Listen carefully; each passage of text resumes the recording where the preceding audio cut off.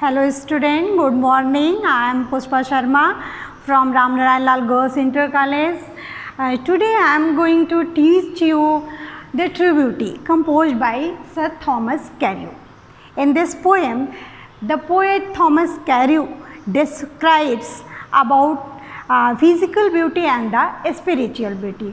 We can say he compares between physical beauty and spiritual beauty. Physical beauty decays with the passage of time, and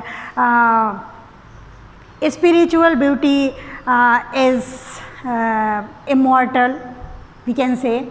तो let us start in Hindi. तो इस कविता में Thomas कैर्यू ने ये कहा है कि शारीरिक सुंदरता और जो वास्तविक सुंदरता है, इन दोनों के बीच में उन्होंने तुलनात्मक अध्ययन किया है. उन्होंने ये बताया है कि जो शारीरिक सुंदरता है वो उम्र ढलने के साथ साथ समाप्त हो जाती है. जो एक उम्र में आकर्षक का केंद्र होती है, लेकिन समय के साथ साथ वो ख़त्म हो जाती है. और एक प्रेमी के भावनाओं के बारे में इस कविता में इन्होंने डिस्क्राइब किया है, इन्होंने बताया है. और अंत में इन्हें रियलाइज़ हुआ अपने प्रेमिका को देख के, उम्र बढ़ती हुई उम्र के साथ साथ जब उनकी सुंदरता ख़त्म होती है तो इनको रियलाइज़ हुआ कि जिन चीज़ों से इनको प्यार था, शारीरिक सुंदरता से इनको प्यार था, वो समय के साथ साथ इनका कम होता गया, क्योंकि इनके प्रेमिका की शारीरिक सुंदरता उम्र के साथ साथ कम होती गई, घटती गई. तो इनका प्यार भी, इनकी भावनाएं, जो प्यार वाली भावनाएं हैं, वो भी कम होती गई. और स्पिरिचुअल ब्यूटी, फिर इन्होंने ये रीड किया, इन्होंने इनके दिमाग में ये चीज़ आई, नोटिस किया कि जो वास्तविक गुण है मनुष्य का, जो स्पिरिचुअल ब्यूटी है, आध्यात्मिक सुंदरता जिसको हम कह सकते हैं, वो कभी ख़त्म नहीं होता है. जीते जी भी नहीं ख़त्म होता है, मरने के बाद भी नहीं कम होता है, और उम्र का उसके ऊपर कोई असर नहीं पड़ता है. तो हम लोग चलें पढ़ने. ही, वह कौन? प्रेमी, एक प्रेमी. डैट, जो. लव्स, प्रेम करता है. एक रोज़ी, रोज़ी का मतलब होता है गुलाब जैसी. चीक का मतलब होता है कपोल, कपोल मीन्स गाल. एक प्रेमी अपने प्रेमिका के गुलाबी कपोलों से प्रेम करता है. आर अथवा या होता है. कोरल, कोरल एक रत्न होता है, मूंगा होता है, लाल होता है. लिप, लिप का इन्होंने, होठों का इन्होंने मूंगे से, जो एक बहुत ही बहुमूल्य रत्न है, उससे इन्होंने तुलना किया है. तो ये कहते हैं कि मूंगे जैसे होठों की एडमायर्स मीन्स प्रशंसा करता है. एक कवि क्या करता है, वह अपने प्रेमिका के गुलाबी गालों से प्रेम करता है. उसके लाल होठ, कैसे लाल होठ? कोरल लिप्स, मूंगे जैसे लाल होठ की प्रशंसा करता है. Are from, star like, star like इसमें सिमली है, उपमा अलंकार है. जहाँ पे लाइक आता है, एज आता है, तो आप जाने वो सिमली है, उपमा अलंकार है. दो चीज़ों की तुलना की जाती है, दो चीज़ें अलग अलग होती हैं, लेकिन उनका एक गुण तो मिलता ही है, समानता कहीं ना कहीं एक गुण की होती है. तो स्टार लाइक आइज, तारों जैसी आँखें. डथ सी, वो खोजता है. सीख माने खोजना. अपने प्रेमिका की आंखों में तारों जैसी चमक खोजता है. फ्यूल, ईंधन. टू मेंटेन, बनाए रखता है. हिज फायर्स माने अग्नि. अपने प्रेम रूपी अग्नि को हमेशा वो जलाए रखता है, बनाए रखता है अपने प्रेमिका के प्रति. एज ओल्ड टाइम मेक्स डीज डीके, डीके माने नष्ट करना. टाइम, समय. ओल्ड, बीतता हुआ, बढ़ती हुई उम्र.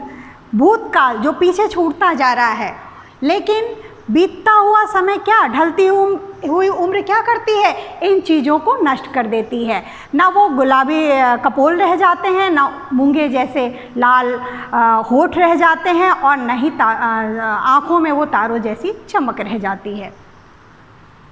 सो इसीलिए ये उसकी कौन है? प्रेमी.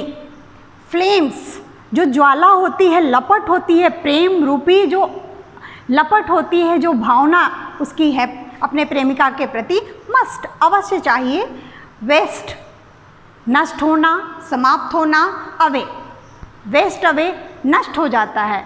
तो बढ़ती हुई उम्र के साथ साथ क्या होता है, प्रेमिका के गाल गुलाबी रहते नहीं हैं, गुलाब जैसे, मूंगे जैसे होठ नहीं लाल रहते हैं, आँखों में वो तारों जैसी चमक नहीं रहती है। तो प्रेमी के जो प्रेम अपने प्रेमिका के प्रति जो भावनाएं हैं वो धीरे धीरे नष्ट हो जाती हैं, क्योंकि उसकी शारीरिक सुंदरता भी धीरे धीरे नष्ट होती रहती है प्रेमिका की।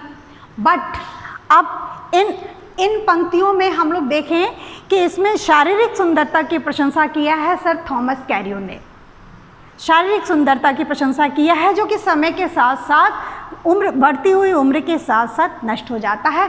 अब ये आध्यात्मिक सुंदरता है, ये स्पिरिचुअल ब्यूटी है। यहाँ हम आते हैं जो सच्ची सुंदरता है, जो कभी नष्ट नहीं होती है, जिसके ऊपर उम्र का कोई प्रभाव नहीं पड़ता।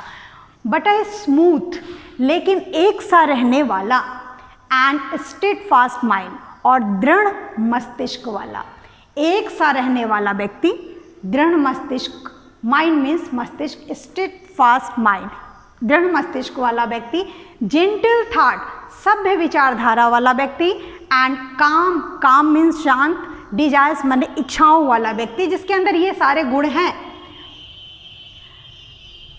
हॉर्ट्स, हृदय, विद, साथ, इक्वल, समान, लव, प्रेम कंबाइंड, मिला हुआ, जिसके हृदय में सब के प्रति एक सा प्रेम होता है। अमीर, गरीब, सुंदर, खराब, जो भी हो, उससे कोई फर्क नहीं पड़ता है, सबको समान रूप से प्रेम करता है।